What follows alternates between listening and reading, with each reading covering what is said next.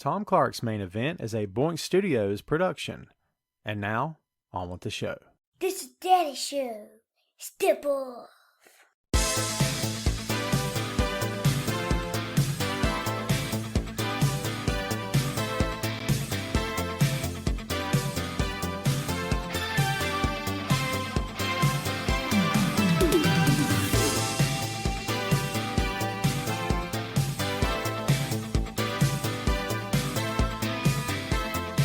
Hey, what is up? Welcome to the program, folks. Thank you for tuning in. Ladies and gentlemen, my name is Tom Clark, and this is Tom Clark's Main Event. What's up, kids? Welcome back to the program. Your boy got a haircut and a shave. I look good, don't I? Don't lie. Don't lie. I'm quite the dashing young man. I said the word young and immediately smiled. Phil better not be laughing at me. So what's up, folks? Hope all y'all, you know, it's getting real when you say all y'all. Okay. So hope all y'all are doing great out there. Hope you've had a good week. It's warming up here in the Carolinas. This is a very good thing because your boy's been freezing to death and I can't take it anymore. I'm not built for the cold. I would never make it as a rebel if I was located on Hoth. If they said, Tom, welcome to the Rebel Alliance, we're putting you on Hoth, I'd say I'm out. Empire is much warmer. Death Star's got heat, man. I mean, I'll be there. And guess what? When it blows up, I'll be warm at least. I'm just saying. I don't know where any of that's going. So yes, let's get some hellos out of the way. Who just said I look 17? I know the answer to that. My new favorite fan. It's Ray Dean in the house. Adam Cole fan. God, Ray, I knew there was a reason why you're my favorite fan of all time. The rest of you kids have a lot of work to do to get caught up to Ray here. Guten Tag, Sandy, first at the table today. What's up, Jeff? Jamel in Vegas, what's going on? Carlos Martinez. Shannon, how are you this morning, this fine afternoon? Russell Jackson, what's up? Russell, you're the Air Jordan guy, aren't you? I think. I'm always seeing on my Facebook feed the Jordans and everything. I bought me and my son a pair this past week. So we didn't spend a ton of cash because I'm not doing it, but I've never had a pair and they're pretty cool. They're cool enough. How about that? Oh, wow. Mark just had surgery. Everybody wish Mark well. Gary, owner and promoter of High Velocity Wrestling. HVW is coming back, baby. We can get to that in a bit. Sandy says I look 18. Sandy, you got beat. Ray said 17, Sandy. So you got beat, man. I'm sorry. To the punch, you got beat. Happy Friday to you, Cherie. What's up, Tina? Welcome to the show. Thanks, everybody, for hanging out. Lance, what's going on? All right, folks, we got lots to talk about. Man. Lots to go. We got a jam-packed show. And before we go any farther, let's bring on my co-host for today's show. You know him from Bleacher Report. You know him from Sports Kita. And you also know him from Tom Clark's 6M podcast. So there. Ladies and gentlemen, please welcome back to the program, Mr. Phil Lindsey. Phil, what's going on, brother? How are you this fine afternoon? I'm good. How are you? Doing good, man. Doing good.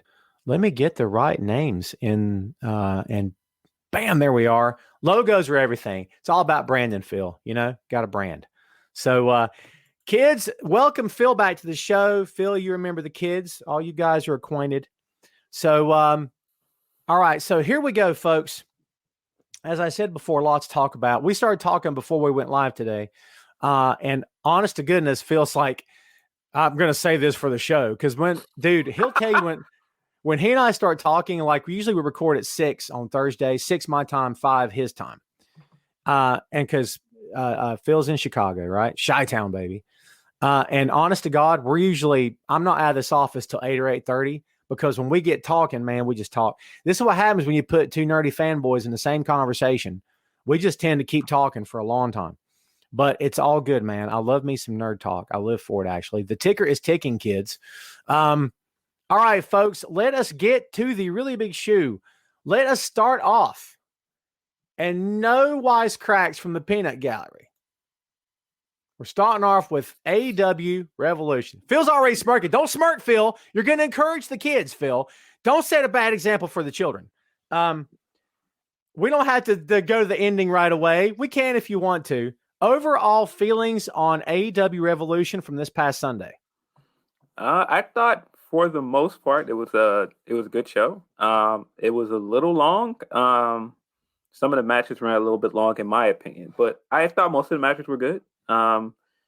Definitely ending. Other than the ending, though, I really did enjoy the main event. I thought the main event was good. I thought the after stuff was good with the beatdown and Eddie Kingston coming down. I thought all the storytelling there was great.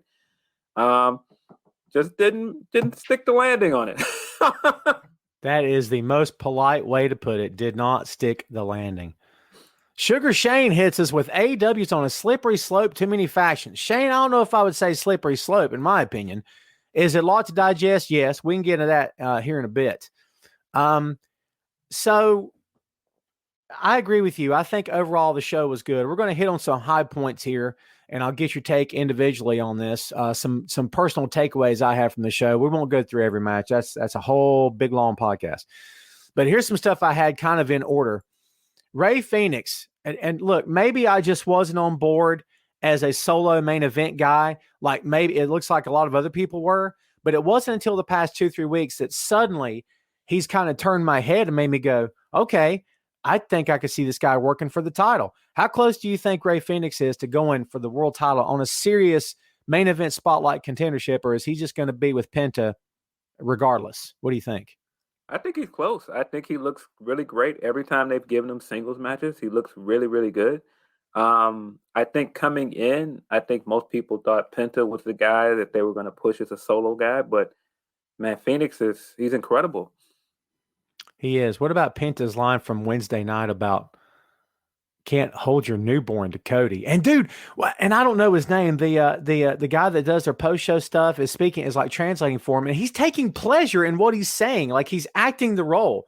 Like, and Penta said this to Cody, and I'm like, oh my God, I didn't know they were working him into an angle, but it feels like he's supposed to be a character. Did I read that wrong or what?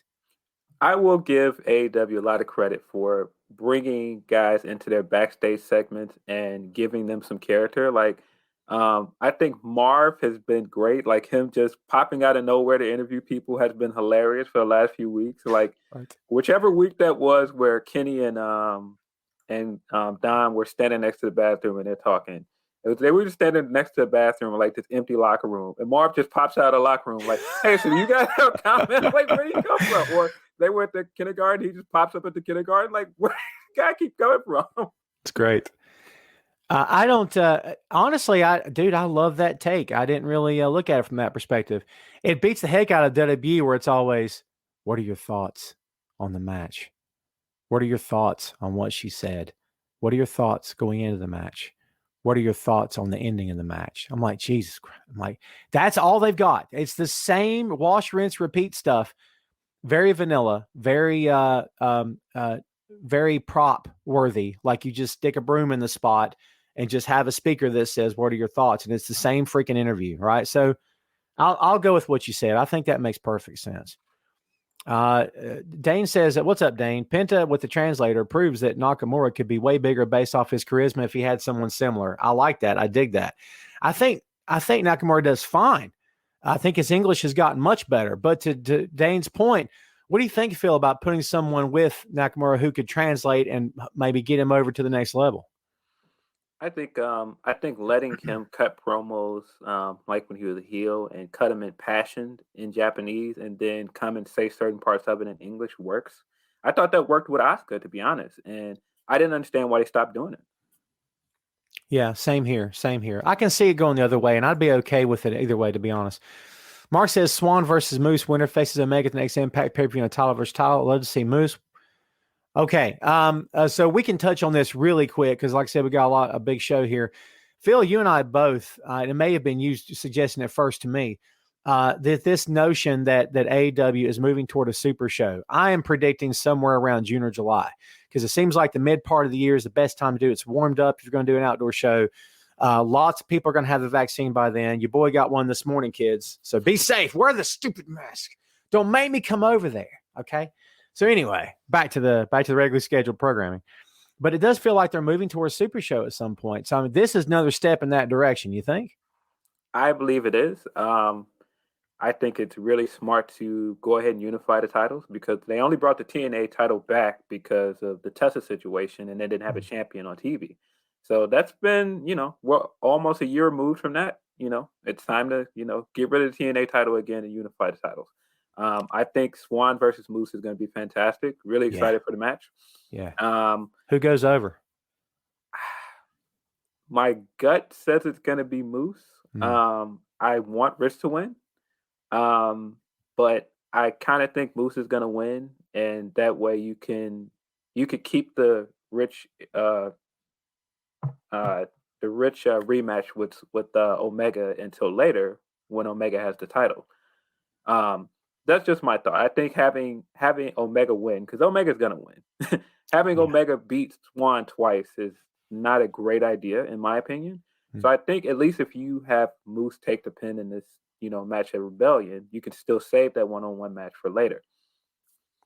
Yeah, I agree with that. I think all that makes perfect sense. Back to the topic at hand here, kids. Timothy says, give me Jungle Boy versus Ray Phoenix anytime. I think they got something here, man. I think they've got something in terms of a ground level, main event worthy feud that they may not say, here's main event, guys, go out and knock them dead. But it could be something that could, we always talk about MJF versus Sammy Guevara. And that's true. And I think we all stick to that's the next 10 to 15 years of this company. I believe that as well. But Jungle Boy versus Phoenix, I think could be semi-main or possibly top them. I think it's a good idea to start building to that point. Yeah, I agree. I think Jungle Boy is ready for those big singles matches. I mean, you could really do Jungle Boy versus Darby soon. There's several single matches you could put him in. Lance says, do you think NJPW and AEW are involved in the Super? I think New Japan's at the table.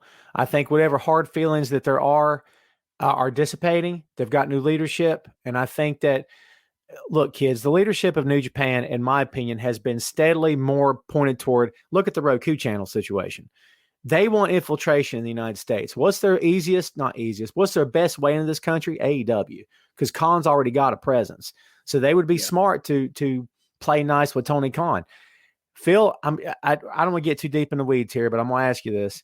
I've suggested to you in the past and here on the show without you, as a matter of fact, my notion that that it all sounds good, but if you get that many egos behind the curtain, at some point, someone's going to say, I got a job? Really? I'm losing? Dude, come on. I know it's 2021. A lot of these guys have grown up and we're past the smoke-filled arenas of the territories, but even if the talent doesn't say it, there's a promoter somewhere. I mean, why did Moxley not just drop the title to Kenta on TV? And it wasn't on TV. Why didn't he just drop it? Why couldn't he have dropped it due to a screw job? Was that Khan saying it? My guy can't lose like that, guys. We can't. Do you think that's going to play a part in said Super Show? Well, I mean, as long as you've got that door open, there's so much you can do with Mox still as champion. I definitely thought Kenta was going to win. Me too. But there's still so much you can do with Mox as champion, especially now that he's not AEW champion anymore. You can definitely put him on a bigger show than New Japan Strong, like a big pay-per-view, and have him lose. That was my takeaway. Maybe they're saving it for a big pay-per-view. That's a good call. Yeah. But yeah, I definitely think the move is to get New Japan involved. I don't know how much people know of how much New Japan did not want to work with Impact before. So for them to be at the table and willing to work with Impact is kind of a big deal. So, I mean, that just tells me a lot about, where, the partnership with AEW and Impact seems to be going. Yeah, I agree with that. And I think at the end of the day, folks, a super show is good for everybody involved, not just for them, but for the fans, getting to see dream matchups and maybe matchups that have never happened, or that maybe have happened a long time ago, but they're circling back around to it. I think there's a world of stuff you could explore there. Another big takeaway from the show, Hikaru Shida retains versus Ryo Mizunami. What's your overall impression of this match? Really enjoyed this match. I would say it was probably my favorite match on the card. Really like Rio. I don't know how you couldn't. She's so fun to watch. She's so charismatic. And I think, every time Shida goes out there to pay-per-view, she delivers most of the time. I thought it was great. I could have gone without the, post-show beatdown that made it feel, that made the match feel a little less important to me. It made it almost feel like a TV match. But I thought the match itself was great. We've got some disagreements from some in the crowd here, and it's okay, folks. It's okay. We can all have different opinions. Dane suggests that the match was awful and the chop sucked. I mean, it all depends on your point of reference. Whatever your float your boat, man. If that's your opinion, I mean, you guys know I don't bash anybody here for your opinion unless it's ignorant and comes from a weird place. Then you might hear some crap from me. But if that's your take, that's your take. I mean, hey, I thought Rio had like a great run in the tournament, and I mean, you couldn't have picked anybody else that had a better run and benefited more from the tournament other than Maki Ito. But I thought she did the best with the opportunity on a pay per view, and I thought it was a good match. I like Sheeta a lot. And we don't have to mention the guy's name, but you and I both know the comment that was made this past week about Sheeta's only where she is because of who she's supposedly dating. I just don't know if I see it. Listen, am I going to sit here and say that she's the greatest thing I've ever seen? No, I'm not going to say that because in my opinion, she's not. Am I going to say she's a natural? She's this? No, I think she's very good. Do I think she's the second coming of Ricky Steamboat? No, I don't. If I'm being honest, I don't believe that. But for that kind of comment, I'm like, my head was never even there. Like, the nepotism kind of thing. People say, and hey, look, I'm going to be honest with you. Over the years, I've had fleeting thoughts of Charlotte's only getting a look because of so-and-so. I don't tie my horse to that. You know what I mean? I don't. Right. I never really have. But this suggestion that, well, she's dating Kenny, I'm like, where'd that come from, dude? Did that hit you like kind of out of the blue too? It bothered me quite a bit. I think we've got to get out of covering women's wrestling that way. I think that's a media-wide thing. I mean, industry-wide thing. You've got to stop covering women's wrestling that way and going, oh, well, even if you're not using it and going, oh, well, they're dating this person, that's why they're in this position. Who cares who they're dating in general? That's none of our business. So I just don't understand why that's brought up. And we're talking about someone with 12 years of experience in this industry who has, several titles under her belt before she came to AEW, has wrestled all over the world. I just think it's a discredit to everything that she's accomplished in her career. I think it's a discredit to everything she did with the tournament, both booking it and promoting it and, building a bridge with Japan and bringing over stars from Japan here.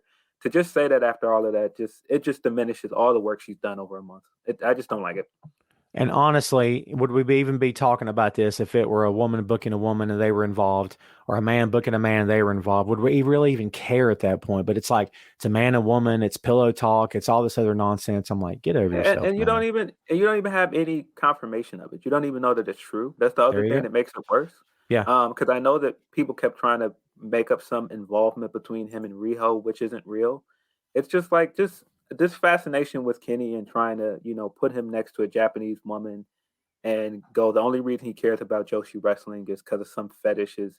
It's quite frankly racist in my opinion. I don't think it has any bearing on their shows. And I just think people have to stop jumping to this conclusion or criticism. Yeah, I agree with that. Lance says Sheeta is really good. She puts on good matches. That's why she is where she is. Very well said.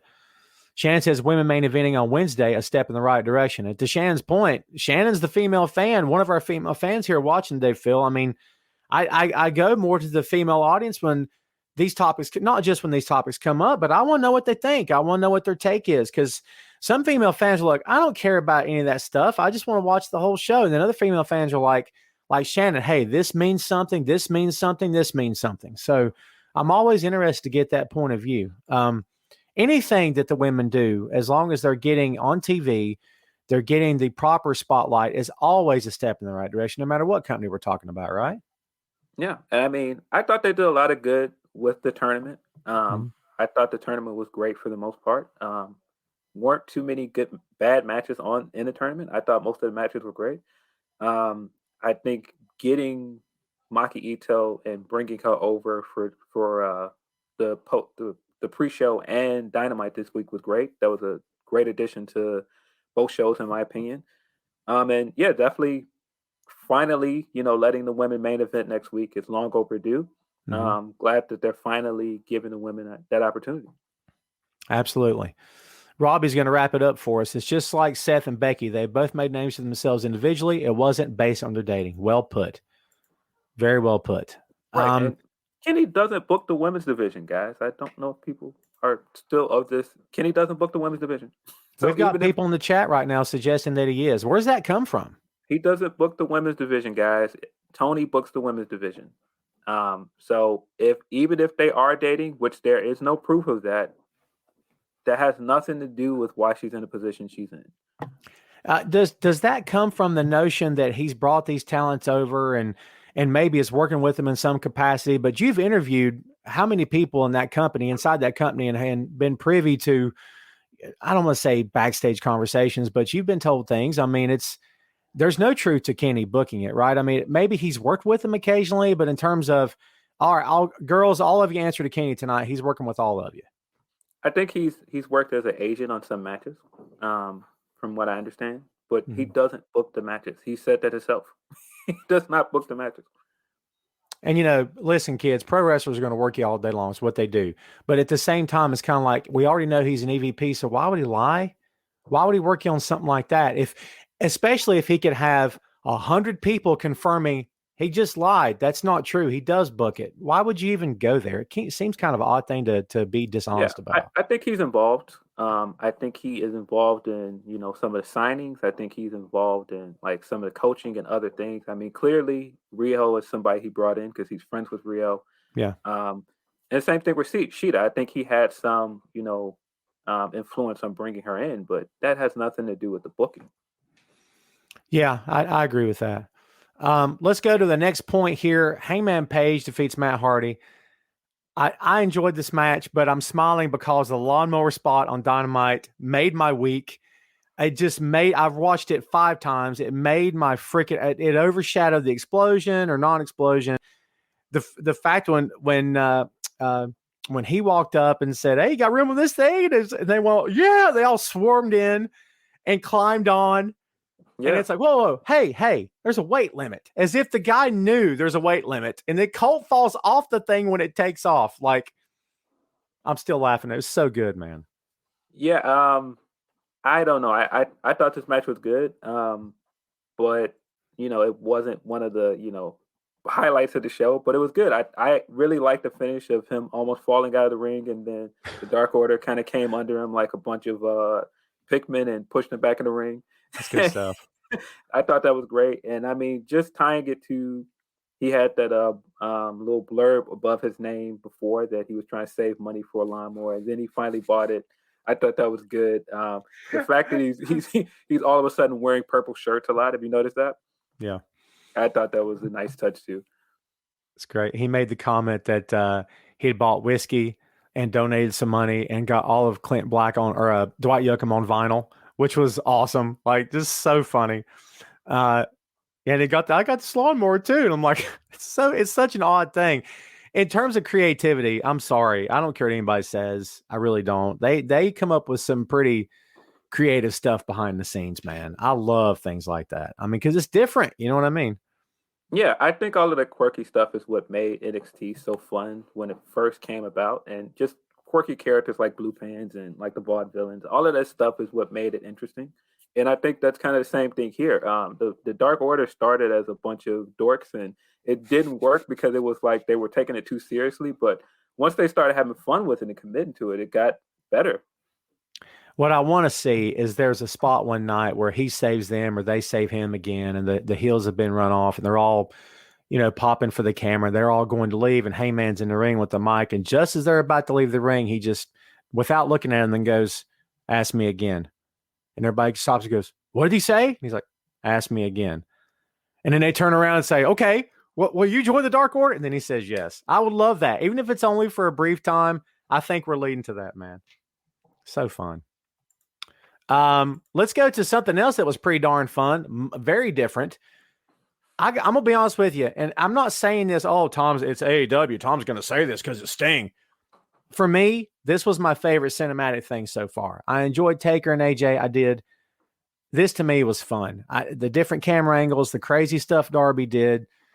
And I didn't see camera angles cutting back and forth when Sting was in the ring. He was laying his stuff in and looked good and looked great. I mean, dude, I really enjoyed this. Yeah, I didn't have really high expectations for this. No. I'm not big on Sting wrestling again. I can't say that I'm super interested in it, but this was a good match. I thought it was fun. I thought the production value was really good. The entrances with Cage and Ricky coming in the green car first, and then Darby coming in and catching up on the beat up pickup truck, and then they had like the crowd of guys with the Sting masks. I thought that was all cool. And man, Darby bumped, boy. He bumped to make this match work, man. I don't think it's as entertaining if Darby's not taking these crazy bumps. That bump he took through the glass into the wall, just nuts. Do you think maybe this is kind of an aside? Foley is highly respected. I don't know of anybody that doesn't at least give him props. Yeah. And he's not just respected for the bumps and not just respected for the Hell in a Cell dive, which should have been the only time anyone ever did it. It's how I feel. But he's going to be remembered as the guy that bled on 7 continents. He's going to be remembered as the guy that pulled off the crazy stunts. Is that what Darby's in for? Like, apart from the image and the face paint, he's very cool. Yeah. Is he going to be remembered as the high bump guy, Yeah, kind of. I mean, he's kind of like Spike Dudley at his prime, where Spike was taking all these bumps and he'd take a beating, but he somehow, managed to get out of it at the end and do something cool or win the match. And that's kind of where Darby is. It's kind of like that match he had with Cage, where Cage just beat on him this entire match and he just somehow managed to pull out the win. Yeah. It just makes him an interesting character. It makes him a great underdog. I agree with that. Douglas with a different suggestion. All these WWE Hall of Famers going to AEW, I believe they could be WWE setting them up so Vince and WWE can buy AEW, just what happened to WCW. I don't see that happening anytime soon. They threw that out of court. Didn't they prove that Vince didn't have anything at all to do with the WCW stuff, that they were acting of their own accord? They took a big money deal. There was never any truth to that, right? I mean, right. I mean, they just offered them better contracts. A lot of those guys that came over from WWE to WCW. That's just how it went. And honestly, Douglas, to your point, I'm not trying to discount your opinion, man. If that's how you feel, go with God. But personally, my take on that is, if let's say you're right and say Christian and all these other guys go there, big show, whatever, and they intentionally, what would be the goal? They intentionally don't perform well. They intentionally botched, or hey, God, I use that word. Shoot me, Phil. They intentionally screw things up. They intentionally cut bad promos. They intentionally drag the show down. Doesn't that drop their stock? There's no amount of money that someone's going to pay me to say, hey, Tom, we want you to do the worst podcast ever for the next year. Just tank it, man. There's a pile of cash waiting on you. I love money, but God, I don't want to lose my reputation, man, Yeah, this seems a lot like this is stuff Sting wanted to do, and he kept telling people like, "Look, I can still give you something. I could still do something if you give me the opportunity." He had been trying to get that Taker versus Sting match to go for a long time, and they just never went for it. And so I think this is just his way of going like, nope, I want to end my career on my own terms. I still have stuff that I want to do. I still feel like I can give the industry something. So, if somebody will give me that opportunity, I really want to do it. So AEW is the first company to do it, and that's where it is. I don't think it's any ulterior motives in it. And he pitched a cinematic with Taker. Let me say that again in case anyone's not listening or watching. He pitched the cinematic with Taker, and they said no. Okay. Why exactly? Dude, the fact that they were both, I'll die on this hill. I don't even care. The fact that they were both in the same locker room, WrestleMania 30, and there was a photo of them, and it's an awesome photo. I know you've seen it. And they were booked to work someone else. Like, this may never happen again, Vince. Why is this? Dude, why did they never pull the trigger on that match? I think it's a matter of two things. I mean, they never really let WCW guys get over the way they were with WCW. And if they had that match, it was gonna be a match where it ended up being Sting putting over Taker, and which is fine. But I think that that's part of what stopped it from happening. It just always was one of those things where everybody from WCW, none of them really got to do what they wanted to do initially. I mean, that changed for Goldberg eventually, of course. But a lot of those guys, when they initially came over, they just weren't pushed like they were. I just remember The Rock looking at Booker T backstage and saying, was it backstage and saying, who are you? And I'm like, I mean, dude, Sting saw that same promo from his couch and said, I'm never going there. Look what they did to Book. Don't get me started on the Booker T thing. We'll be here for the next 3 hours. The fact that guy. All right, I'm done. I'm going to move on because if I get started, I'll never stop. You know how I feel about that. They crap. I'm sorry, they crapped on him. I just that's how I feel. Hey, to Booker's credit, at least he's still, to my knowledge, the only black man to main event a WWE pay-per-view with another black talent, and that's a pretty big accomplishment. I mean, he lost that match, but I think Rock versus Booker at SummerSlam is an iconic match. Dude, I never would have thought about it in those terms, but you're 100% right, and good on him for. I was getting ready to say towing the company line. I hate that phrase. Good on him for being professional and not doing shoot podcasts for 20 years where he crapped all over him. He could have, but at the same time, I guess Booker's point would be, look, man, I cashed the checks. I did what they said. I tried to represent myself as best I could, and he did. And good on him for that. I mean, dude, you got to pay your mortgage, Phil. At some point, you got to pay the bills, you know? Hey, he played the game, and he's a 2-time Hall of Famer now. You know, they are clearly giving him his flowers now. They didn't always give them to him when he was there. So I mean, yes, maybe all's well that ends well. Now I want to see him in AEW. Sorry, I do. That would be crazy. I want to see him second Will Hobbs to the ring. That's what I want. I think that would be, and I say that because he's spoken highly of Will. Will's young. He's freaking jacked to the moon. He's got crazy talent. He's got mad skills. I don't care. Put him with anyone. I've always been a fan of this guy. It's just how I feel. Shane says, this is why I feel AEW has too many factions. The old NWA was the Horsemen. It was all about the belts and being the best, not like the NWO, just a gang. AEW has not enough good guys to go against the heels. There's something to be said for that because it looks like, and we'll get into this later, but I'll just throw this out there to everybody watching.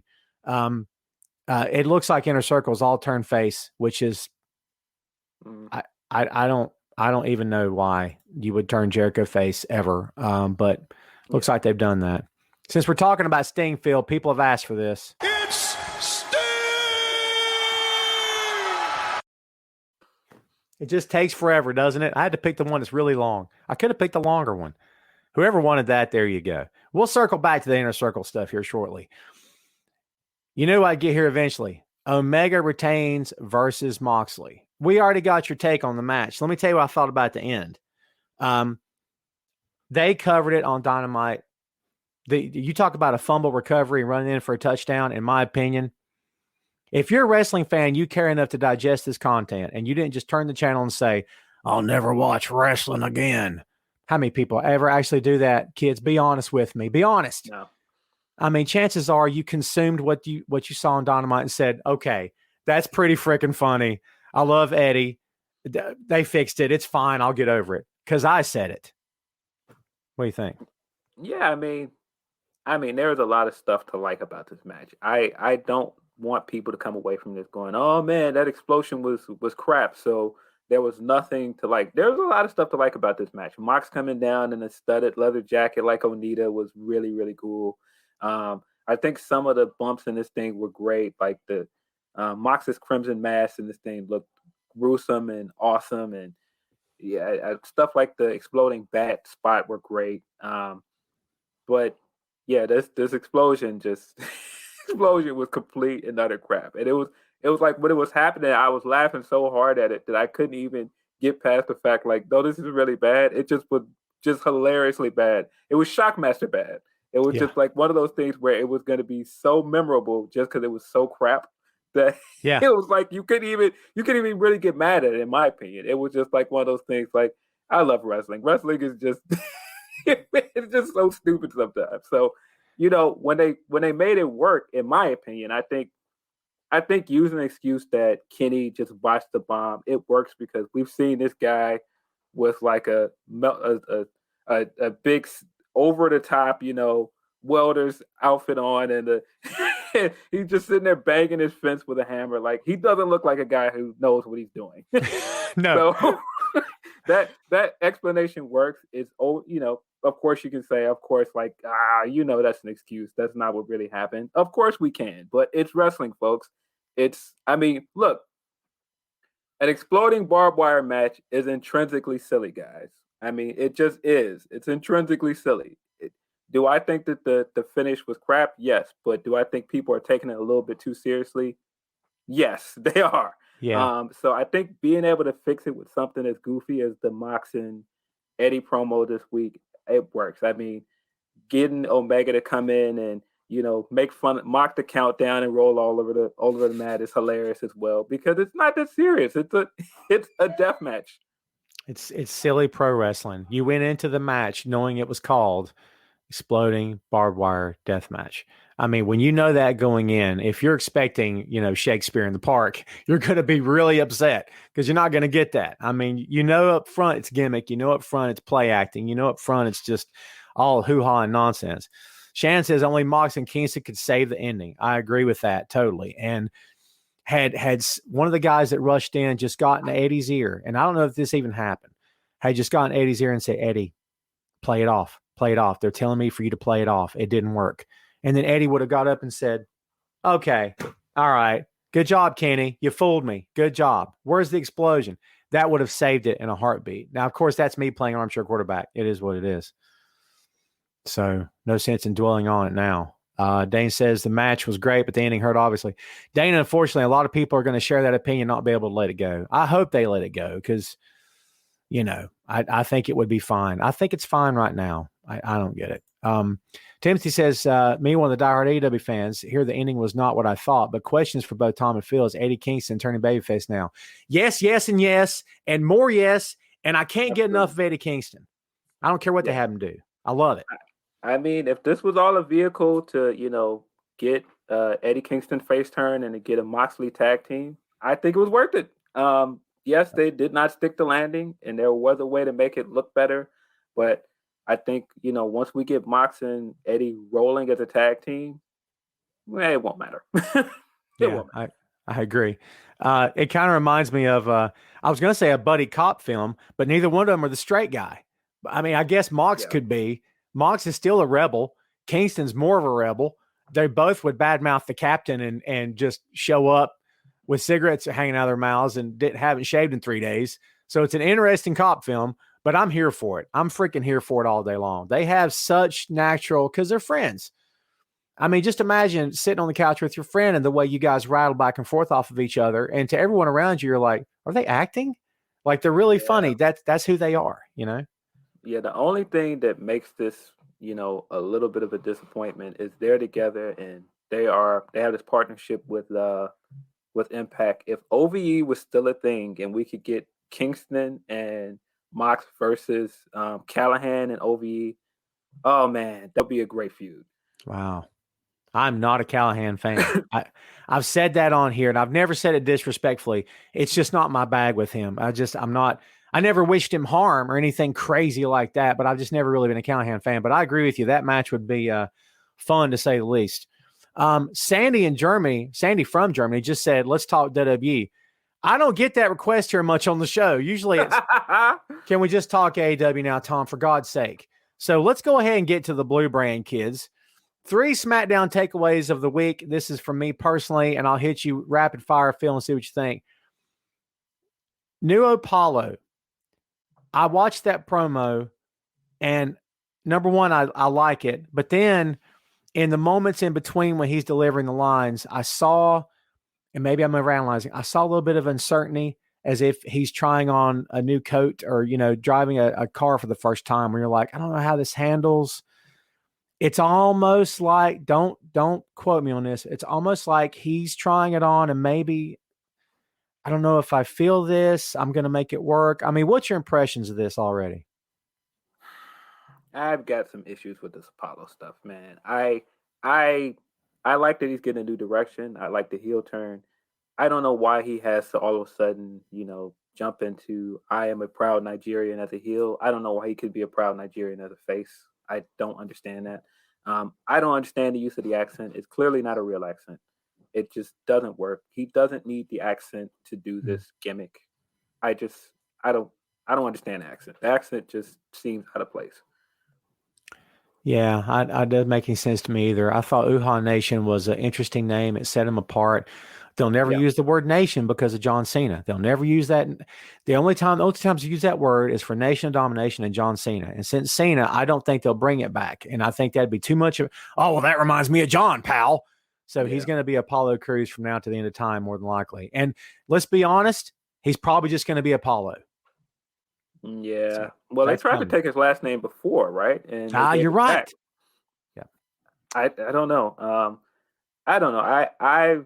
I want to see where this goes. I've got some trepidations about this thing, but I want it to work out for Apollo. He's a tremendous talent, super athletic guy, great worker. I think there's a place for him as a mid-card champion, and I mean, you could push this guy further up the card if you want it. But I've got to see where this whole gimmick goes. Ray echoes your sentiments by saying, "Why can't Apollo just be plain heel? The accent isn't necessary, and Adam Cole is king." Ray's going to remind you, Phil, every chance he gets, Adam Cole is king. So there you go. Dane says, "God, I hope that he had some ideas and all that." Phil, what do you think? Was this whole thing a pitch from Vince, or does Apollo have input here? He is Nigerian in real life. His that's where the Uha Nation comes from. His real last name is Uha. So I wouldn't be surprised if this was his pitch, but we of course know how this goes. You can pitch something to Vince, and it's kind of a monkey paw where it gets morphed into something you didn't really intend to do. But because it was your idea, you have to go through it. You have to follow through it because you had already pitched this idea, and at least you're doing something. At least you're on TV. He could have some input in it, but I don't know how much of this is his idea. When Zach was never on TV, and they said Zack Ryder's getting buried, and I said, yeah, he kind of is. Then they put Zach on TV, and they said Zach's getting buried, and I said, and then Zach was on TV every week. Zach's getting buried. I said. Then Zach started working with John Cena, and they said Zach's getting buried. And I'm like, okay, stop. You're wrong. Everyone's wrong. He's on TV every single week. Stop. Like, you can't bury a guy. Dude, it's not. Come on. Why would they give the guy airtime if the intent was to run him out? The intent's not to run him out, Yeah, I think people have got to stop overusing that term. I really, really don't like how people overuse the term buried. Somebody tried to tell me Rich Swann was buried because he took the pin to Omega. I'm like, he's a world champion, man. Come on, he's a world champion. He's doing the biggest matches of his career. He's far from buried, kids. Thank you for that. And so everyone's talking about Kofi, and here's what I'll say. I'll quote Triple H. I don't do it often. Hey, didn't you used to be Jamaican? There you go. But see, Kofi thing, I don't even like the Kofi comparison because when Kofi appeared and he started doing the accent, that's all we knew of Kofi. We didn't know his actual voice. We already know Apollo's voice. We already know that he doesn't have an accent. And I know some people will go, well, he already explained it. He just explained that he hid his accent. This is clearly a fake accent, guys. Like, come on. I mean, come on, guys. Like, cut it out. I mean, can you suddenly start speaking British and claim that you've hit it? I mean, I could try. I don't think I could pull it off. Maybe. I don't know. I mean, that's why I think that's where the uncertainty part. And dude, you and I both have been fans long enough and have been analyzing this stuff enough. And I've been in enough locker rooms to know I kind of feel, I go back to, I'm looking in his eyes and I see, God, I'm trying to kill this. I got to kill this, man. I got to, maybe I'm dead wrong and I'm totally off base, but it just seems like I see uncertainty. Now, ask me again 4 weeks from now, and I probably will tell you it's changed because the more he does it, the more comfortable it will be for him, and he'll get in a groove. I hope so. Well, Big E's back tonight. We'll see how it works when he has Big E to play off of. I'm a little bit iffy with this real African-American stuff. You're jumping into some murky territory with that quote, but yeah, we'll see how it plays out. Yeah, I know, right? Third takeaway from SmackDown. I don't know how much more I can continue to pat this guy on the back before I knock him down and he, hurts himself on the landing.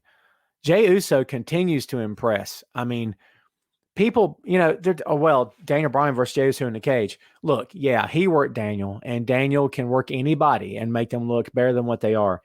I would suggest to you that Daniel had the night off last week against Jay, because Jay is just that good and getting better every time we see him. Please tell me, Phil, I asked you this 2 months ago, I think, on the show, maybe longer.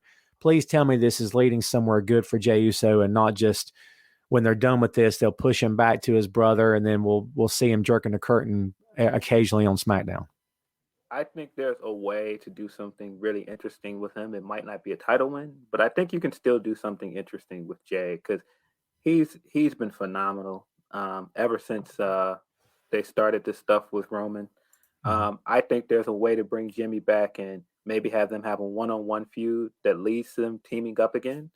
But man, you've got to keep giving this guy singles matches while you can. Again, I don't know if that means putting a title on him, but I mean, he's just been on a heck of a run. And, the key to anything that you do in life is repetition. The only way to get better at anything is repetition. Anything.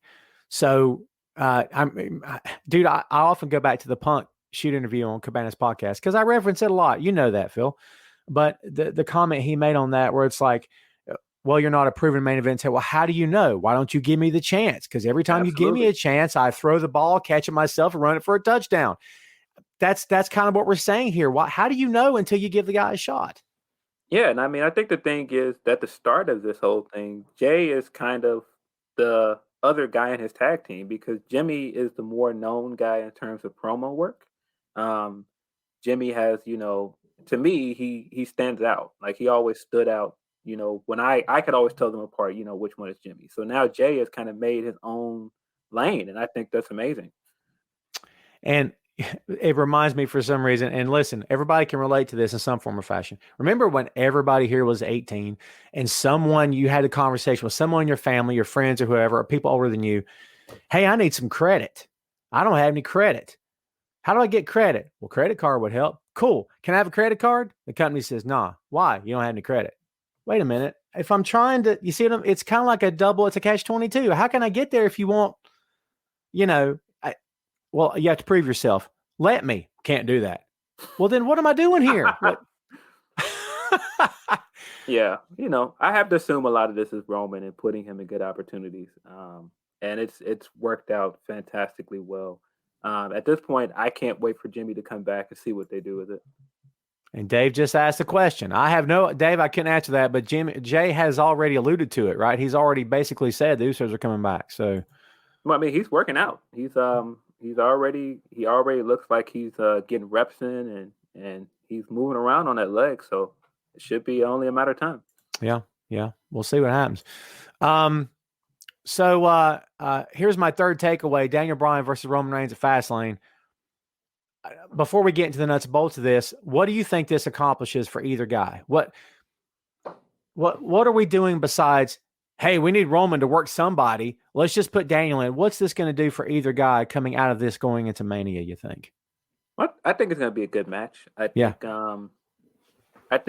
if you could throw any criticism at Roman right now, and there's not much you can criticize him on because he's been great. I think he hasn't had many great opponents in this title reign. He's kind of wrestled the same guys over and over. He wrestled Jay, and then he wrestled Owens on like 3 pay-per-views at this point. Yeah. So I mean, he hasn't had that many great opponents. He really needs someone to remind us that he's a dominant champion again. Because I mean, he beat Bryan at Elimination Chamber, but he beat him after he was worn out from the Chamber match. So I think this is a good way to, reestablish that he is a threat and he is a dog going into WrestleMania. And it makes him look, that much, harder going into a match with Edge. Now, personally, I believe this should have been a WrestleMania match. That's just my opinion. Yeah. But, I think it'll serve its person. And anytime we can get these two in a feud and, call back to all of their history together is great. I thought all of the promo stuff Bryan did this week was fantastic. So I'm here for it. Sandy, echoing what a lot of people are suggesting Daniel being part-timer after Mania. I still say he's got a lot left in the tank. And I know what he said publicly, but listen, you take a ball player out of the game and tell me he doesn't want to get right back in. Dude, Wrestlers get it in their blood. This is why we see, well, so-and-so came back when he's 50 because he's broke, Tom. How do you not know? He loves the business. It's what he knows. It's his passion. I get so tired of hearing excuses like that. Sting came back for the money, Tom. Stop. He missed it. He wanted to do right by his own legacy and his own name. Daniel loves this business. I mean, maybe it's just the thoughtful guy in me or the hopeful fan of me saying I don't want him to go, but I don't think he's done yet, man. I don't know if I believe he's going to be a part-timer, but I think when he says he has no interest in doing like all of the championship stuff, I do think he would like to put people over. I think that's what he wants to do now. I think he wants to do more of a, enhancement thing. And I understand that. He's in a great place where he can do that. And I mean, you can make the case that he had already been doing it. I mean, Kofi Mania happened because of Bryan. So, I'm fine with it. I'm curious. He's clearly going to lose at Fastlane. So I wonder who is he going to work at WrestleMania? It's Edge, right? Or you're talking about Daniel? Daniel. I don't know. Christian's out of the conversation because I suggested that last week or 2 weeks ago, whenever it was. Lance says Bryan to AEW would be good, or in JPW. I have 3 words for you: Bryan versus Suzuki. I'm sorry. Tell me that wouldn't be the coolest thing ever to see Daniel pairing up. My God. Yeah, I would love to see him wrestle other places, but I think that's why they rushed to let him wrestle again, because they don't want him to go anywhere else. If it was just as simple as that, it would have happened by now, because he, of course, courted New Japan before they cleared him. Yeah. But, they cleared him in time, so this is where we're at. I wouldn't mind seeing him challenge Big E if Big E is still champion at WrestleMania. I think that's an interesting intercontinental title match. I don't know. Other than that, I don't know what else you could do with him.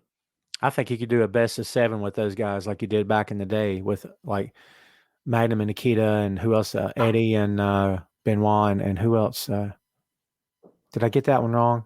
The best Booker T and who was it? Best of 7? Yeah. I think it was Benoit, wasn't it? Yeah. Of course, there's like the Sheamus, Cesaro, best of 7, right? Yeah. We're going to, segue, Phil. Thank you for that. First Raw takeaway of the week. It's like, hey, these guys had a great match. You guys want to do it again next week? Sweet, let's book it. Yeah. Are they going to do this too much to where we won't even care about it at WrestleMania? Because it felt like they were going to Mania. Now it kind of feels like, man, they're going to do this every week. You know what I mean? Yeah. I mean, at this point, it looks like McIntyre is going to challenge Bobby at Mania. Yeah. They put Sheamus in such a tough situation because he should have gotten a one-on-one match at Elimination Chamber, in my opinion. And that should have been the big match. That should have been the match. You could have easily done all the same things, had McIntyre retain and then have, Miz come out and cash in at the end. You could have done all the same thing, but I just didn't think the Chamber match did that much for the title at that point. You could have easily put the women in a Chamber match because you didn't have anything for the women that night. So I don't know. Very true. I said, I think it was on Dane's podcast last week, I believe it was, my notion that Sheamus and McIntyre are kind of like Punk and Bryan and Shawn and Triple H and Flair and Dusty, that you can always go back to this feud anytime you want to. It'll always be good, and they'll always deliver because they're so tight and that they're willing to do anything to get the moves over, get each other over. I mean, but going to it 2 weeks in a row, it's not like a nail in the coffin, kids. Don't misunderstand me here, but it's almost like hands off for a while, and then let's go back to it in 2 or 3 weeks and see where we are. You know what I mean? Yeah. It just, you took a hot feud and then you're trying to make it a time filler this week, and you don't really need to do that. Great call. Great call. For anybody that left because I wasn't hitting enough buttons, man, did you leave early? Because by God, it's my show and my buttons. And when the people want it, as Excalibur would say, got to give the people what they want. Shane McMahon on my TV is, in 2 words, hot garbage. I won't back down from that. Dude, I hate this. I hate it so much. I don't get it. I said the same thing about the Randy Orton Fiend thing with Alexa Bliss. I'm like, every time I see it, I just get that look like, okay, I'm about to go do something terrible to myself. I am sick of this. Are you entertained in the slightest? What are you taking away from, hey, kids, Shane's on TV. Everybody gather around. I don't care about this at all. This Shane and Braun stuff is so uninteresting. Shane is basically like that little paper cup of coleslaw that they put in with your food, and it doesn't matter. You'll go to the register and say, "Listen, I don't want the coleslaw," and they'll just keep going. Nope, it comes with it. I don't want it though. Nope. You're gonna take it, and that's what Shane is at this point. It just seems like every year we do this. I don't want any Shane. Nope, Shane comes with it. No, I don't want it though. Hey, look, I love coleslaw. That's a hard analogy for me. Whenever we've gone out to eat, everyone gets coleslaw on their plate. Yeah, you want this? I'm like, I'll eat it. So I can't, but I totally get what you're saying. It's almost like, wait a minute, when's WrestleMania? I got to get on TV. Someone put me on TV. You're totally right. We're looking at Braun versus Shane.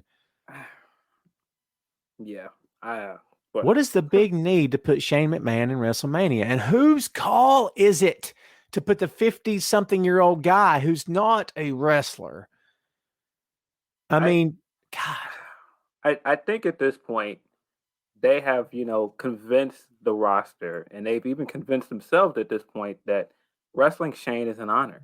And it's like, if we don't have anything else for you to do, hey, we've got Shane. You can wrestle Shane. Remember when they did it with AJ? And they were like, well, AJ doesn't have anything going into WrestleMania. He can wrestle Shane, though. Like, this is a big honor for him. It's like, this isn't when Angle carried Shane to this fantastic match at Survivor Series. This isn't what that is. And don't get me wrong, I enjoyed AJ versus Shane.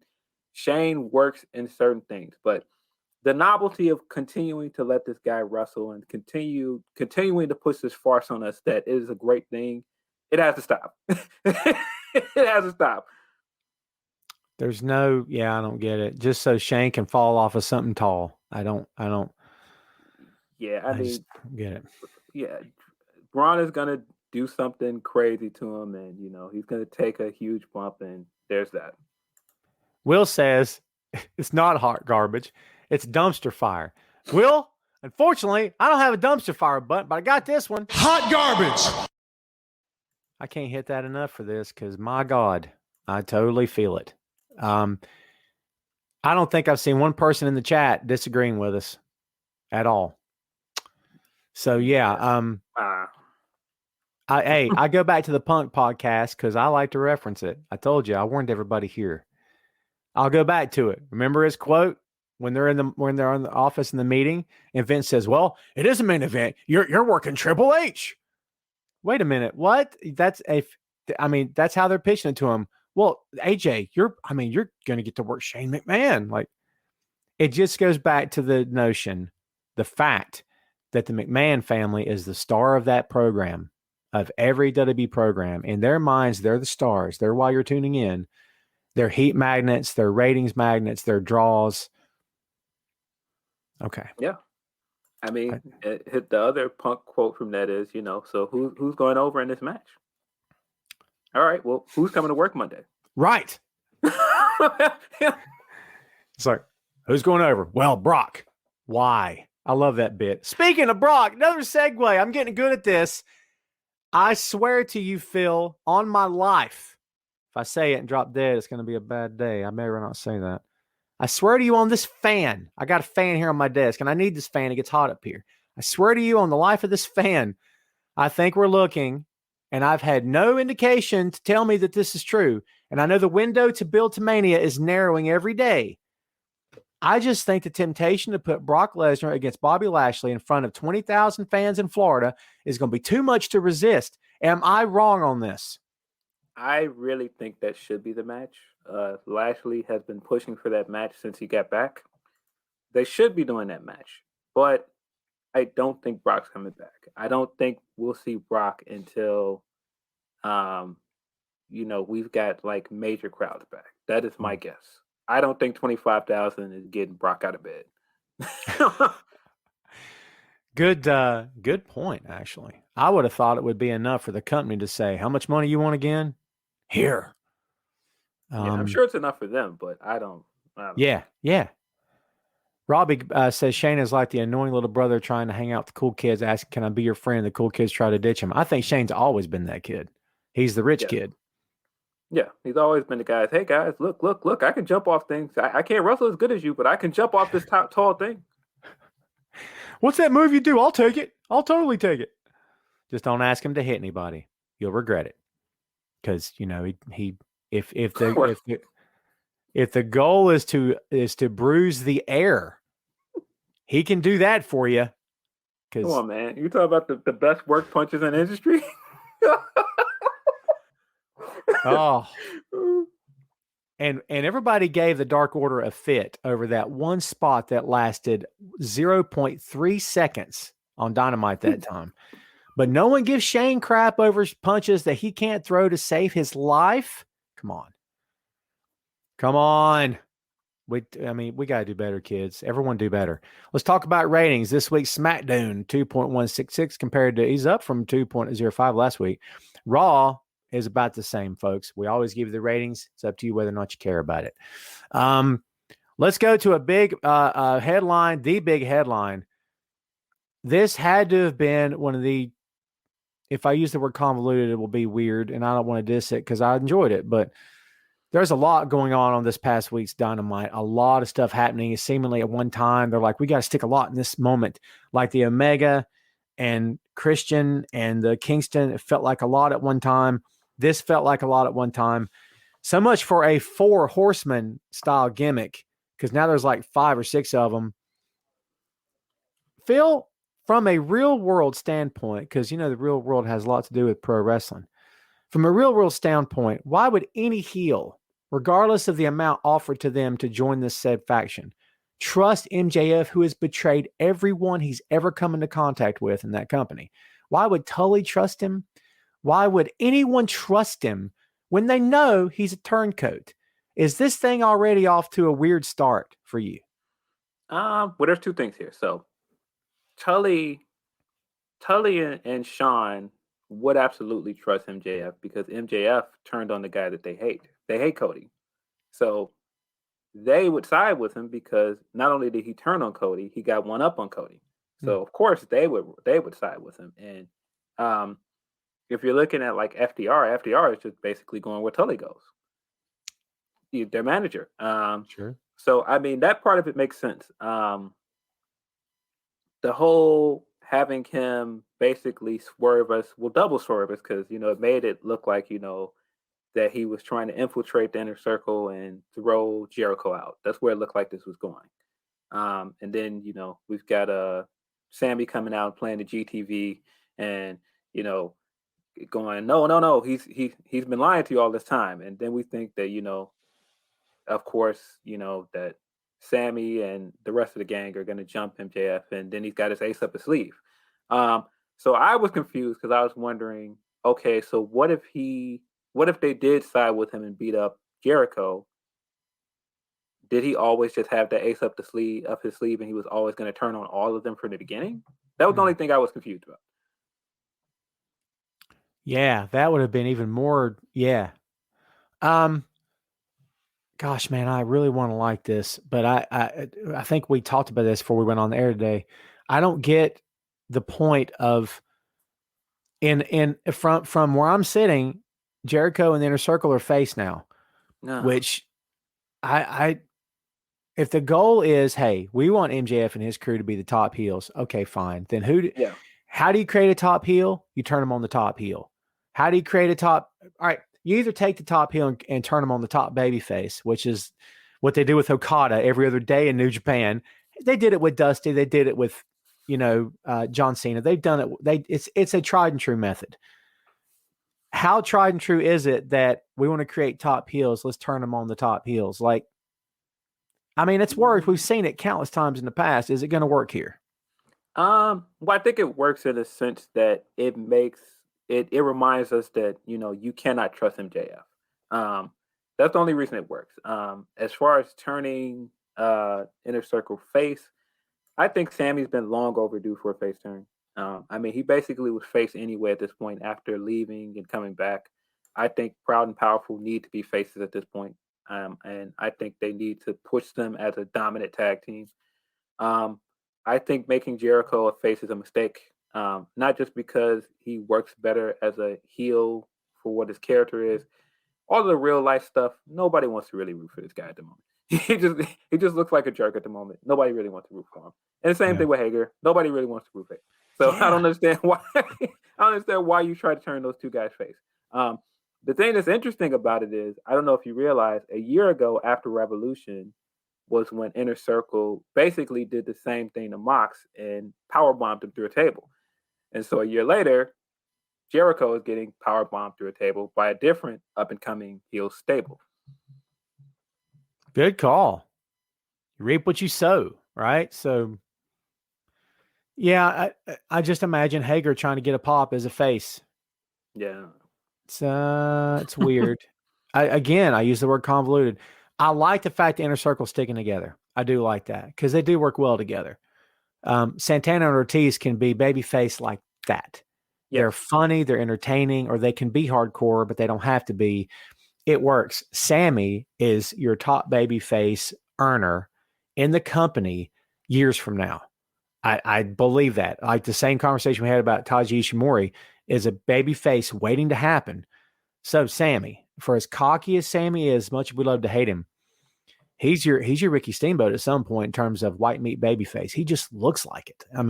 Yeah, there's a future there. But Hager, Jericho, with all of Jericho's weird politics and stuff, and we don't have to get into that. Shannon says, what was the point of having Sammy leave if they were going to go in the direction of MJF turning on them? You could have said that Sammy left. That was part of Jericho's plot to get, and it looked like it was. It looked as though maybe Sammy showed him the video before he left or right after he left or something. I don't know. They didn't really elaborate. I was like, Sammy was in it the whole time. Did they really say that, or did I miss it? Yeah, well, the way I always read it was Sammy is the most loyal to Jericho out of everybody in the group. So I read it as MJF knew if he was going to take over, he had to get Sammy out of the group. He had to get him out first because Sammy wasn't going to go along with the plan to turn on Jericho. So that was always his first plan, was to get Sammy out. So I think once he thought he had Sammy out, he was like, now I got him. And then that's when Sammy came back like, oh, no, I got you. And then they were all like, no, we've always known MJF. We never trusted you. And if you're the most despicable heel in the company, you could not be duped by another heel. You can maybe be duped by a babyface because heels are not always the smartest and the sharpest knife in the drawer, but a heel can't one up a heel. So Jericho already knew. Keith hits us with Hager and Wardlow would be fun. I loved those promos when they're both doing that. And then finally Jericho's like, what is going on? He's like, he's looking at me all the time. Well, he's looking at me all the time, dude. That was some of the funniest stuff. Tell him to quit staring at me, dude. I love that crap, man. I'd love to see them go back to that. Now it wouldn't be funny. Now it'd be, bloodthirsty kind of match. But I miss those promos. That was fun stuff. Let them show their personality. Sandy says, Tom and Phil, do you think ratings are improving when NXT moves Tuesday? Sandy, there is a report out today, Phil, have you seen it, that maybe they're not moving after all. Yeah, I didn't know how much I believed them moving to Tuesday. I think if they did, I think it would help both shows. I don't think the Wednesday Night War thing really needs to be a thing anymore. I know people like it, but I don't think both shows need to be on Wednesday. I would love it if one show moved, just as somebody that had to keep up with all these things for work and other things. I would like to not have to watch both shows. I don't think they never needed to be competing against each other. I don't think it was ever necessary. Christian Cage versus Kenny Omega. I don't think we saw this coming. Here's what I like. I like the fact that we just spent time talking about a super show between world champions and where they're going. Oh, but here's a WWE Hall of Famer. And you're like, sometimes I like it when there's a wrench thrown in the machine. I really do, because now it's not, there's a predetermined path. We know where we're going. We're going to go this direction. Everybody shut up. Here's where we're going. But now it's like, wait a minute. Christian could be an X factor here. Like, what happens now? What do you think about Cage? By the way, same music he had in TNA, identical, even almost the same Tron. I mean, what do you think about the addition of Cage to AEW? I think it's a good signing. I think he's one of those guys in the same way that Sting had been saying, like, no, I can still go. There's still stuff that I can add to your show. And WWE, just for whatever reason, wouldn't give him those opportunities. So just to take the opportunity to be the final four in a Royal Rumble, what, 2 months ago, and then, show up at AEW and sign a contract, I think it's great. I think it was a great way to take the momentum and run with it. Now, as far as him having a possible title match with Omega, I didn't see that coming. Having him go immediately to the top of the ladder and get a title shot will, I'm sure, annoy some people. But depending on how they do it, this could be good. I mean, let's be honest here. Let's say that you didn't bring him in and put him in direct opposition with Kenny. Who is ready that we haven't seen take on Omega? Who's ready right now on this week's Dynamite as a new contender? Because I think I'll have to think about it for a minute. Is there anybody that's ready right now? You've got some guys that are ready, but the guys that you have are ready, I don't think you want to put against Omega now. I think they're matches you want to save. Of course, like, I think Omega versus MJF is going to come at some point, but you don't want to do that yet. You want to save that for a pay-per-view match. And of course, the long game tells me Omega versus Page is going to be the big match, but you want to keep that one as far down the line as you can. Save it. Yeah, I totally get that. Makes sense. Let's see what else we got going on here. Okay. So, Ray Dean, I hope you've not left, because it took us a while to get here. And as you know, I got a button for just about everything. So, Ray, this is for you, baby. Bam. Kyle O'Reilly, kind of like Jey Uso. Maybe you can make a comparison there. But, man, Kyle, thanks to Cole, let's be straight, and thanks to how good he is, man, he suddenly looks like main event guy. Like, and maybe he always was, but there again, you put someone, I don't want to say they're hiding him, because it's not hiding, but you put someone in a faction, they're a faction every day. They come out and do the thing, and they got the shirts, and they're all got the armbands and stuff. And then suddenly one of those guys breaks out, and you're like, okay, I can feel this. Man, there's a serious, I quit match down the road for these two guys. Yeah, I mean, anybody that's followed their careers knows that these guys can put on a great match. And their run with ROH is legendary. Yeah. Yeah, and I mean, anybody that's followed O'Reilly before he came to WWE knows that he can go. He's done great things with ROH. He's done great things with New Japan. He's a great wrestler. So I'm glad that they are using him in a singles capacity, because he's got a lot of talent. Yes, he does, and I dig it for sure. Ray's still here. Ray says Adam Cole will crush him. Well, there you go. Ray's not biased at all. I mean, he finally got his hands on him this week. I love the slow, pulling his Undisputed Era sleeve off and throwing it, and then just wailing on him. All that stuff was great. Yeah. He's apologizing to him, and then he goes for the crotch shot, and he blocks him. And then when O'Reilly beats him down, he's laying there begging off again. Please, no, I'm sorry. I'm like, wow, they're really playing up the Ric Flair cowardly heel. Like, when he gets in trouble, Flair's like, he's doing this. He's on his knees going like this. No, I'm sorry. Look, man, I know everybody loves the idea of, man, Adam Cole on Monday Night Raw. Yeah. I don't love it. I don't think I got one word for you, Phil: Ricochet. I'm sorry. It's how I feel. It's how I feel. I'm not suggesting that Ricochet is more talented or better. I'm not even saying that at all. But I think if listen, if NXT's a brand, then by God, you keep him. Stop telling me NXT's developmental, Tom. I don't buy it anymore. You're telling me stop. I'm going to believe one or the other. I'm going to go with the notion it's a brand. Just let it be a brand and just let Cole stay there. And I love this. So if it keeps him there and keeps him interesting and keeps him relevant, I love it. I think it'll be fine. So Shane says Cross versus, I'm guessing he meant Balor.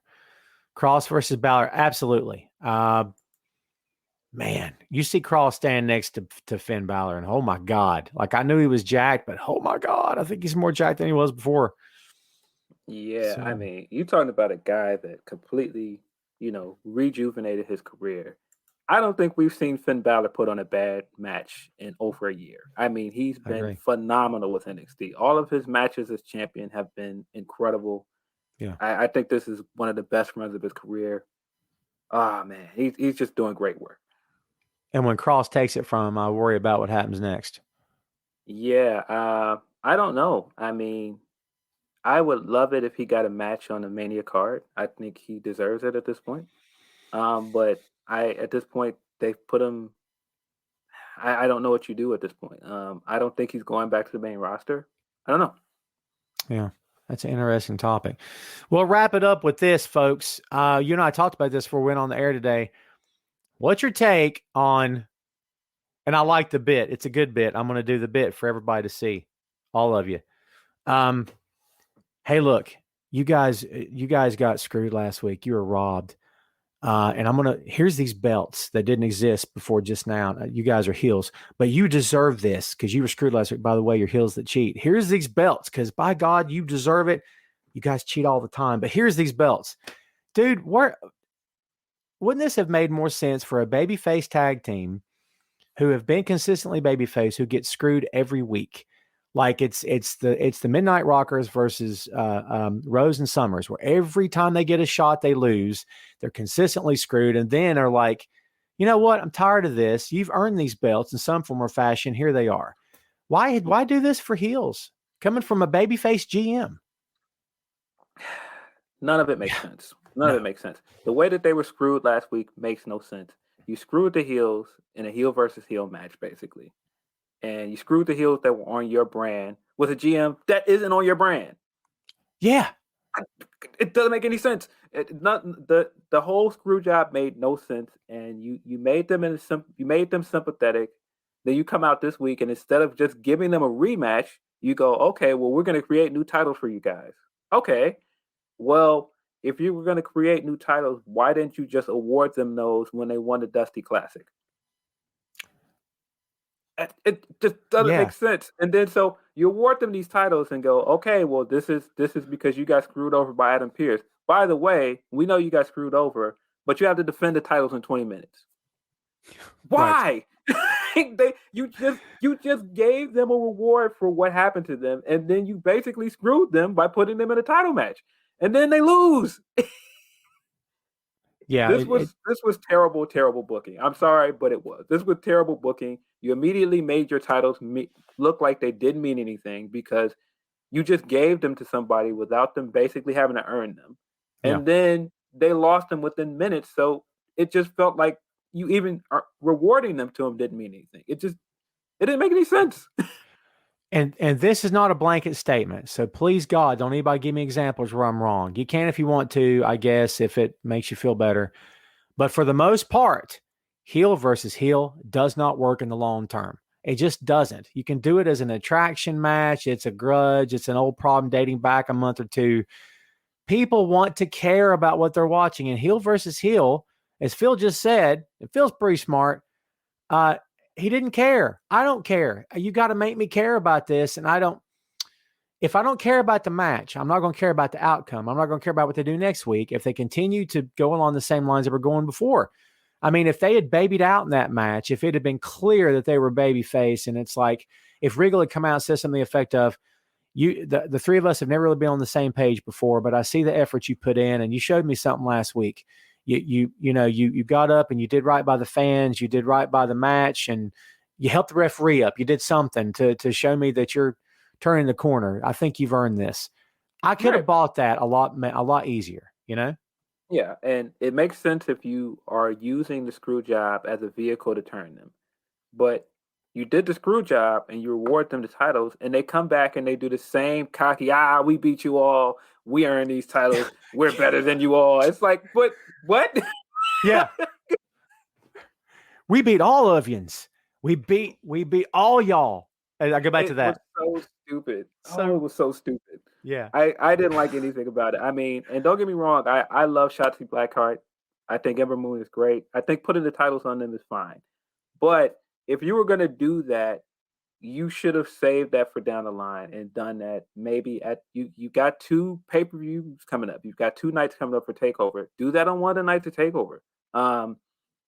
I don't understand why you had to do it so fast, and that's kind of my issue with NXT now is that they do this thing where it's like we have to put a title match on every week to get you to watch, and we have to put a title change on the show. So don't turn the channel, don't turn the TNT, because anything can happen on our show. There could be a title match this weekend. There could be a title change. You just never know, and it just feels so contrived.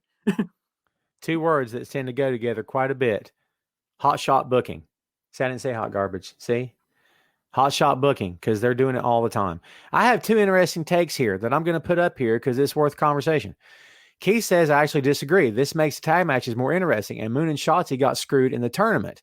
So are they just circling back to correct that and to give that justice, you think? And while you're thinking about that, Douglas says they're going to be in a triple threat match at WrestleMania 37 for Women's Tag Team Championship. So maybe they're actually trying to build to something instead of me just going, oh, here we go again with silly booking.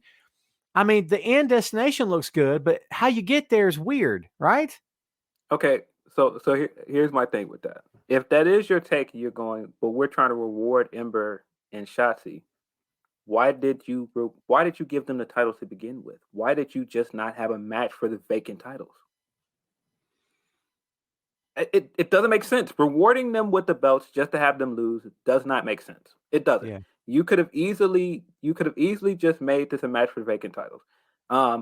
There was no reason to give us a swerve to protect Nia and Shayna. They're not an interesting team. I'm sorry, but they're not. No. You are protecting them for a second match with Bianca and Banks at the pay-per-view. For what reason, I have no idea why we're doing that match when you have them already in a feud set up for WrestleMania.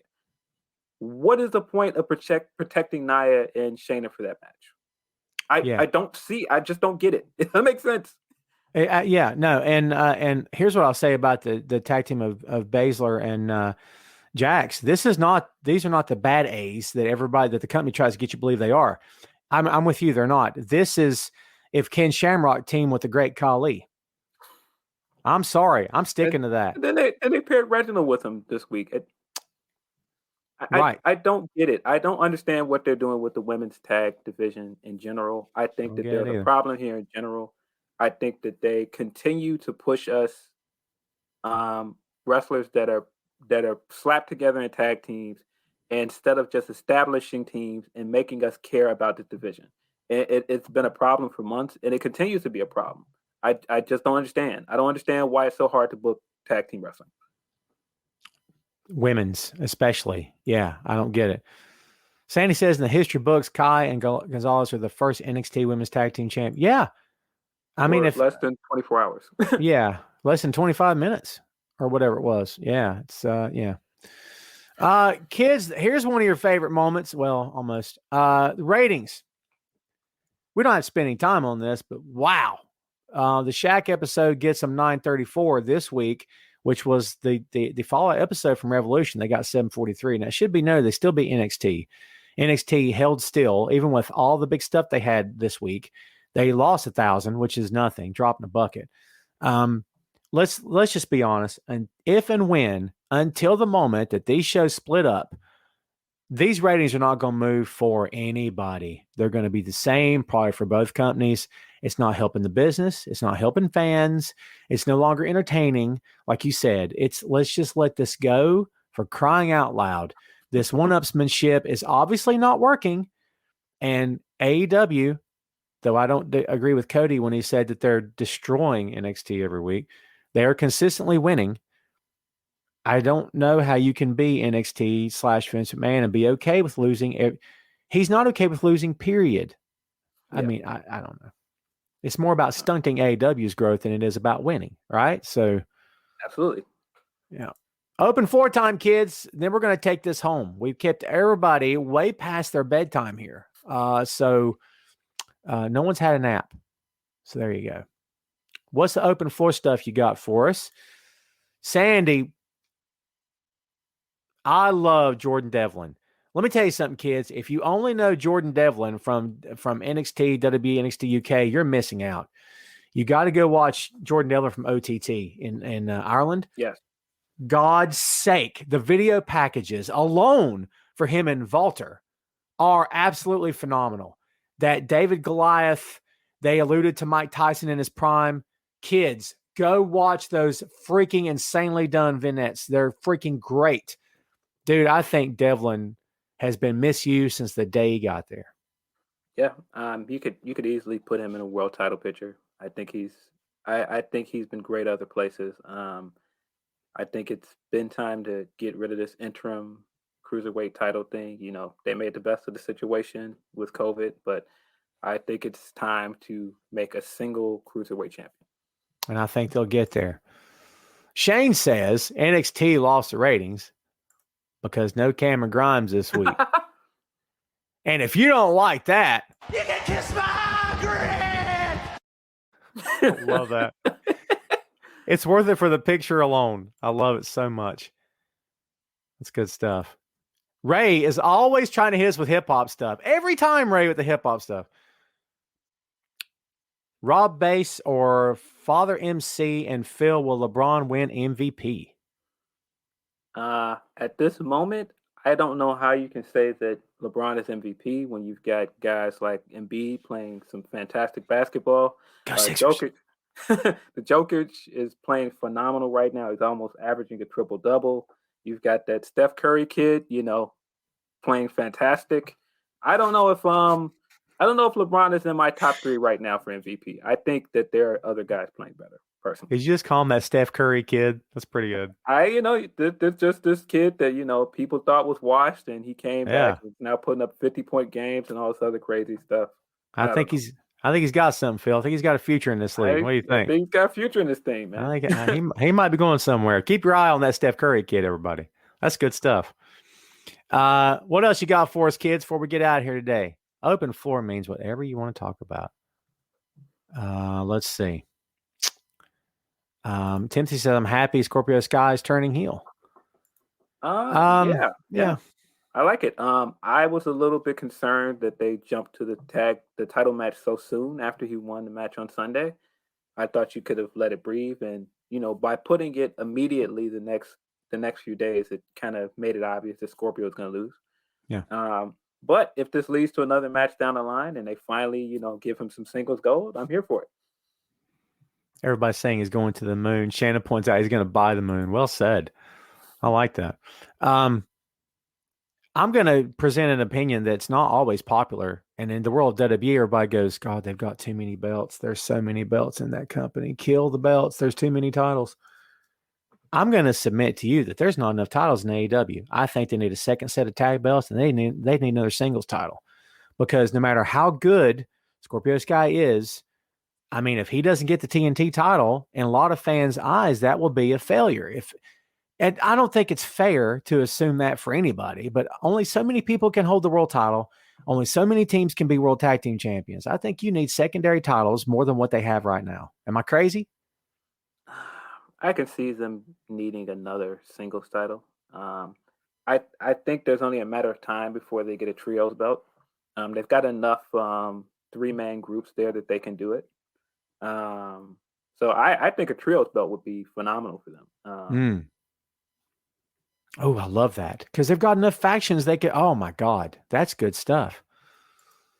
Rob says, will they ever get back to their WWE Evolution, all women's pay-per-view? I actually thought, why wasn't it a yearly event? Who dropped the ball on that, man? Major dropped the ball on that. That should have been a yearly pay-per-view. With all the women that they have on this roster, this is the deepest women's roster they've ever had. definitely should be WWE Evolution this year. And if they don't have it this year, I don't know why. I don't understand why they haven't brought back the Mae Young Classic either. That was a lot of fun every year that they did it, and haven't seen it in 2 years now.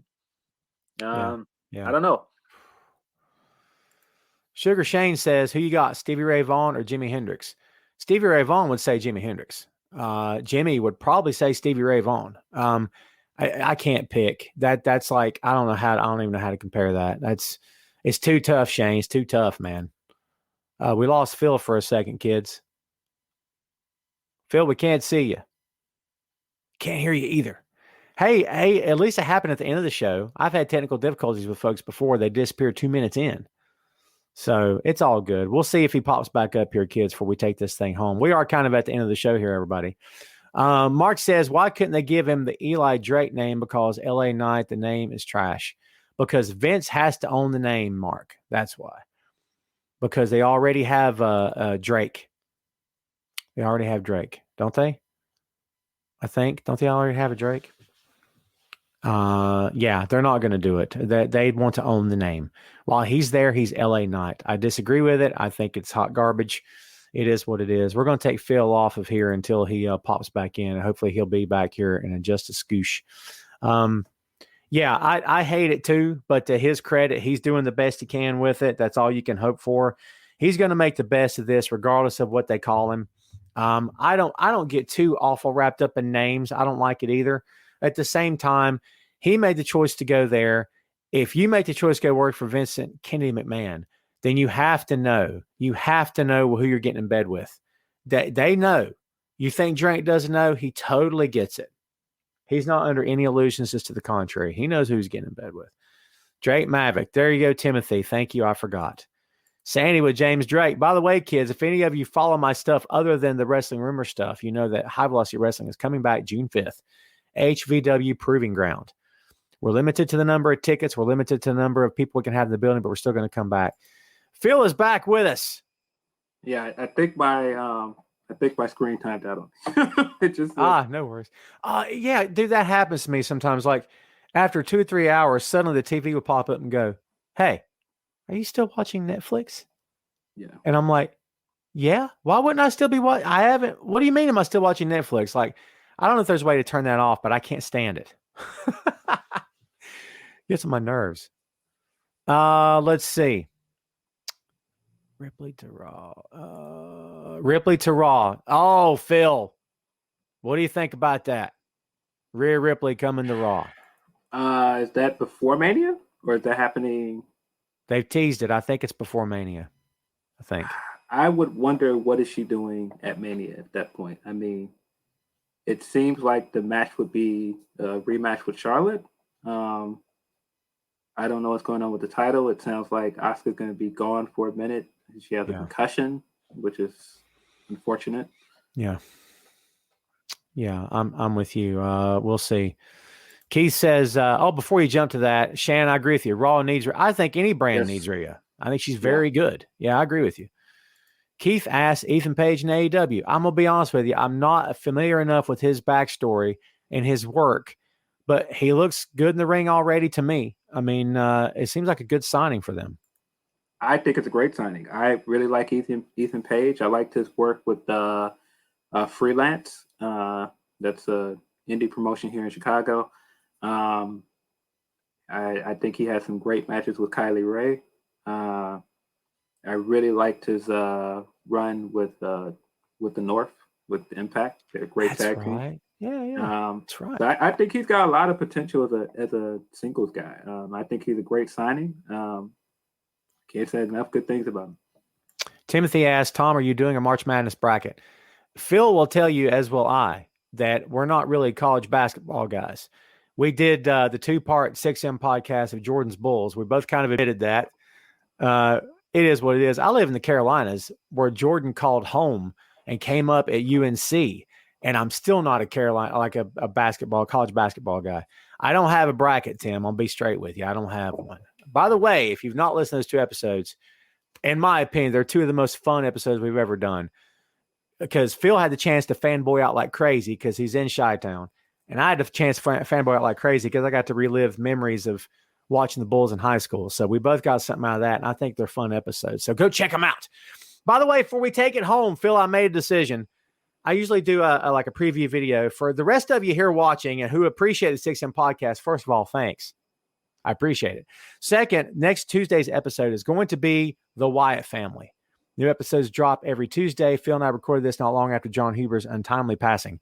So yes, hope you get something out of the episode. I think it's a good episode. We covered a lot of ground in it, and we paid respect to John, I feel, pretty well. So if you guys are Wyatt family fans, and I'm only announcing it here because it's pro wrestling related, but go check it out. And Phil, publicly, I always thank you off camera, but I'll thank you publicly for being a fantastic freaking co-host. And folks, if you like Phil on the show, you're missing out if you don't listen to the 6M. It's not a video pod, it's audio pod. They drop every Tuesday. We got a ton of stuff in the backlog because I likes to be ready. No joke. If I promise you a weekly podcast, you're going to get a weekly podcast. That's how I roll.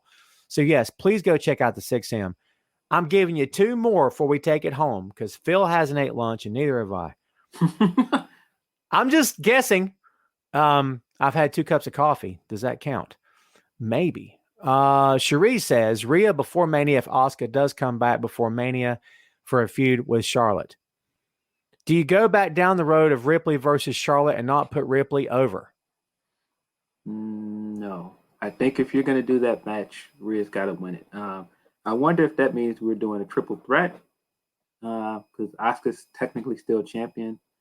I think after everything that's gone on with Asuka over the last few weeks and some of their poor booking of her, I think just taking the title off of her again right before Mania would really anger a lot of fans.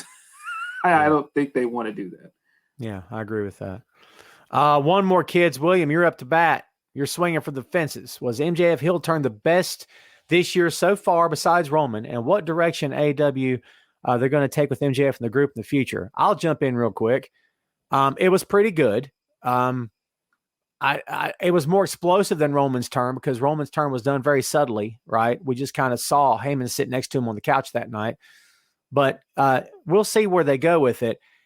In my opinion, you can't do a 4 horseman type gimmick when you know that the whole world is suggesting that's what it is and not introduce the world title. Is this faction and any faction of that company going to be secondary as long as the world title is not in the picture? What do you think? Well, I mean, you've got a case to put MJF back in the title picture because you can always say that he can always claim that he was never really beat, right? Because he can always say that Mox cheated to beat him because he used the paradigm shift. Yeah. So he can always, and his heel way, say, "Well, I never lost," even though he did lose. But he can always be like, "I never lost," and he can always have a claim to a title match that way. In terms of is that the best heel turn this year, I still think Adam Cole at Vengeance Day is up there for me. Roman, of course, is there too, but Adam Cole super kicking Riley is up there. Yeah, I agree with that. I was searching for a button that would fit the mood, but I don't really have one. I got buttons, but none of them really fit that. Shannon, thanks for watching. Everybody wishing us a great weekend. Same to you. Thank you, everybody, for watching. Yes, this means we're taking it home. Thanks, kids, as always, for hanging out. Phil, before we split, remind the good people at home where you are in the world and what you offer on the internet before we go. You can, of course, find my writing at Daily DDT. I just dropped an interview with Rich Swann this week. Boom. Just went up today. Hype that a little bit, man. How was it talking to him? Was he cool? It was great. Really big fan of Rich. I really love what he's doing.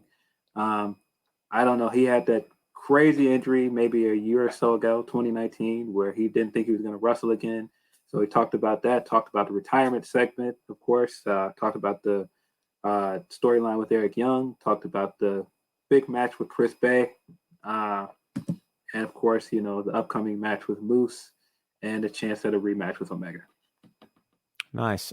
Folks, go follow Phil. Where are you on Twitter, Phil? At PhilDL616. And of course, you can find my writing as well at Bleacher Report. Please tell me the 616 is a Marvel reference. It is. Well done. I approve. Very well done.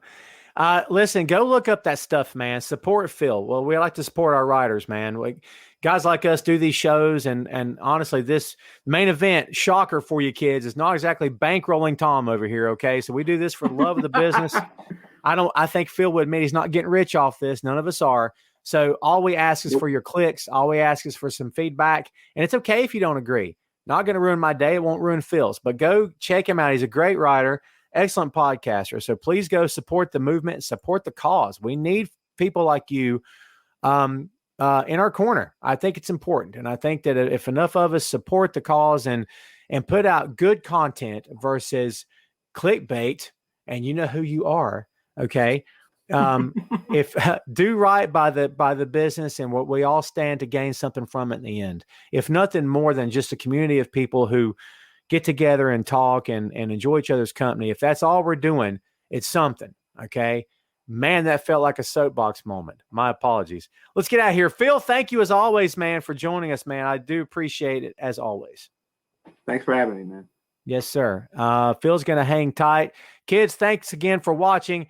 Please remember to check out the 6M podcast. New episodes drop every Tuesday. Please follow me on the Facebook if you haven't, and I will follow you right back. Go to Twitter at Tom Clark Writes, WRITES. It should be Tom Clark Pods. Maybe I'll change it. You never can tell, kids. Let's get out of here, folks. Everybody have a great weekend, okay? We'll see you next time. Have a good one. Tom Clark's Main Event.